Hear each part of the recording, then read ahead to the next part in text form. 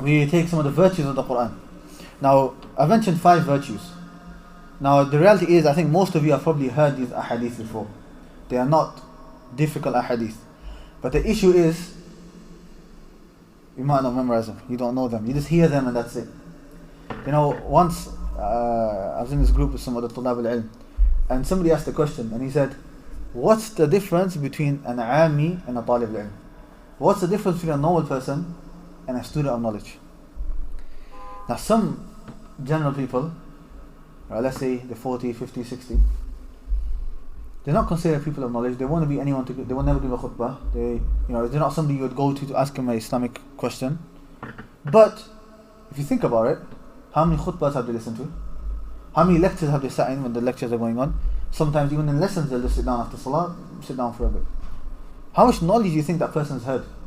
Quite a lot. But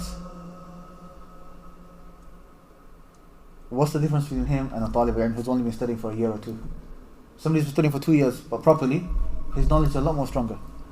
The difference is, the student of knowledge is the one who is punctual, takes notes, memorizes, revises, and does all of the other things which the student of knowledge does. So, if you were to ask a student of knowledge, right, what are the virtues of the Quran, they can mention 1, 2, 3, 4, 5.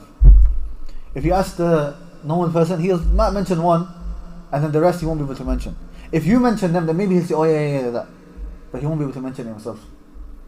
So that was one of the answers that one of the students gave, which I thought was really, profound.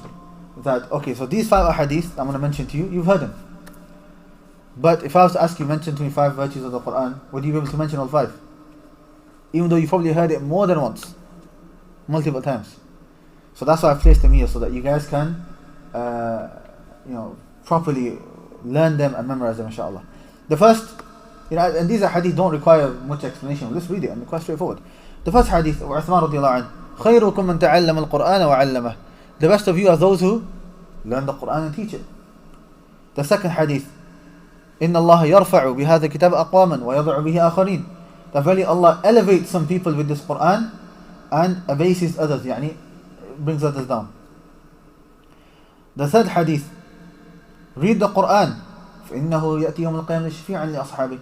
For verily it will come as an intercessor for its reciters on the day of resurrection. The fourth hadith, the one who is proficient in the Quran is associated with the noble, upright, recording angels. And he who falters in it and finds difficulty for him, like he's stuttering and so on when he's reciting, he will have 2 rewards. I'm pretty sure most of you have heard this hadith before. Right? And again, this shows how great the Quran is. That someone's proficient in the Quran, he could be reciting. But then there could be another person who's not knowledgeable, but he could be getting more reward. Why? Because he's struggling a lot more. Whereas the person who knows that, he just sat there, Alhamdulillah Rabbil Alameen Ar-Rahman Ar-Rahim, it's not hard for him. But the other person is proper, putting a lot of effort, and he's getting double of the reward compared to the other person. The fifth, the Prophet ﷺ said, Allah had his own people amongst mankind. They said, the Sahaba, O Messenger of Allah, who are they? He said, the people of the Quran. The people of the Quran, they are the people of Allah, and those who are closest to Him. Okay? So these are 5 ahadith.